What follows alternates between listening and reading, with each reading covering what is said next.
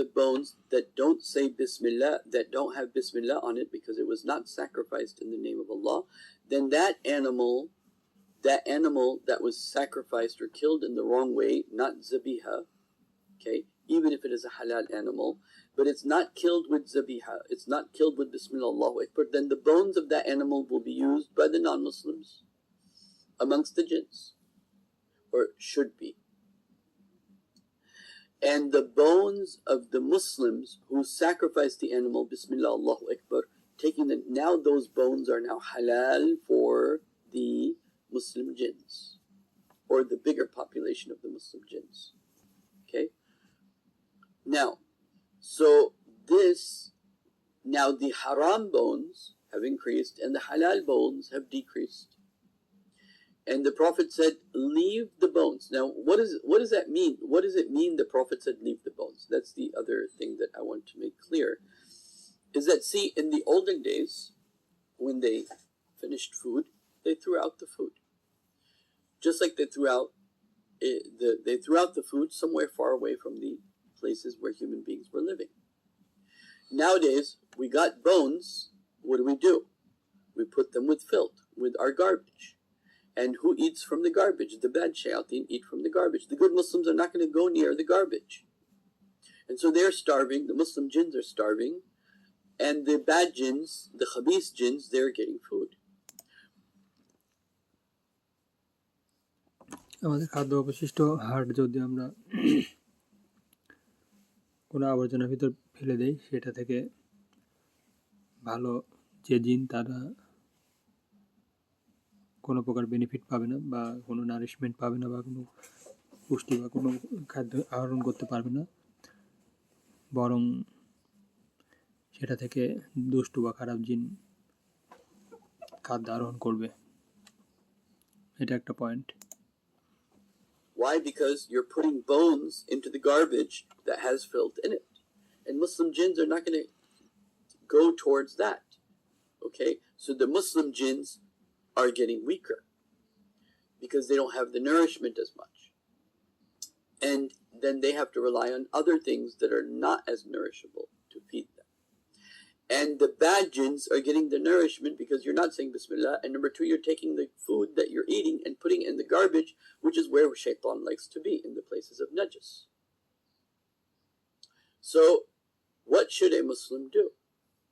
What a Muslim should do for his brothers, as the Prophet said, sallallahu alaihi wasallam, what is this? فَإِنَّهَا زَادُ إِخْوَانِكُمْ مِنَ الْجِنِّ. These are provisions for your brothers amongst the jinns. Those brothers amongst the jinns who want to help you in the deen, in the work of the deen, in that world of the jinns, which includes the shayateen. You want to strengthen them. Well, how are you going to strengthen them when you're taking bones that they could be eating and you're throwing that in the garbage? Not very helpful. What must you do? You must not throw halal zabiha animal bones and put them with the filth that you have in your garbage. You should put them somewhere outside the house, maybe in your lawn, maybe in your backyard, maybe somewhere else where the good Muslims can know or will know that the good bones, the halal bones, the zabiha halal bones are in such and such place. If you do that, not that the jinns will become your friends amongst the Muslims, but the shayateen will see, oh, well, this is a place where good Muslims go. So we better, meaning amongst the jinns, amongst your brothers. And they will then be careful of approaching that place because they'll see good Muslim jinns are there also. And, of course, if you are doing ihsan to any creature of Allah, they would like to return that without you even saying a word. তো আমরা যদি আমাদের খাদ্য অবশিষ্ট হাড়টাকে আমাদের ঘরের বাইরে সুন্দর জায়গায়, সুন্দর বলতে কোনো পার্শ্ববর্তী বাগান হোক বা কোনো কার্নিশের উপর হোক বা যেখানে হোক রাখলে সেটা থেকে জিন, ভালো জিন খাদ্য হিসেবে গ্রহণ করবে এবং খারাপ জিন, তখন খারাপ জিনের উপদ্রব কমবে। কারণ হচ্ছে ভালো জিন যদি সেখানে থেকে থাকে তাহলে খারাপ জিন সেখানে আসবে না। কারণ হচ্ছে আপনি ভালো জিনকে হেল্প করছেন এবং সে যদি স্টে করে এখানে, তাহলে খারাপ জিন সেখানে আর আসবে না।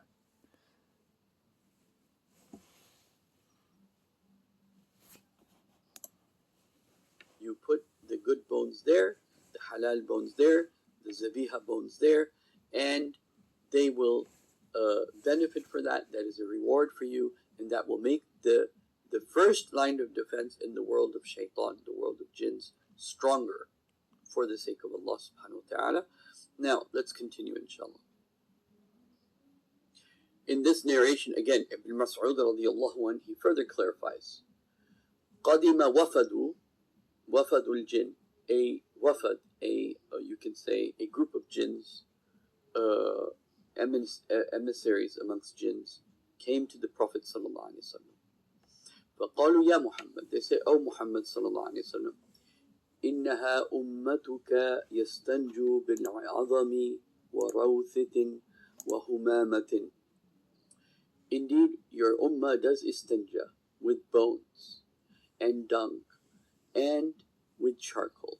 فإن الله تعالى جعل لنا فيها رزقا. Allah subhanahu wa ta'ala has put our provisions in this. قال فنهانا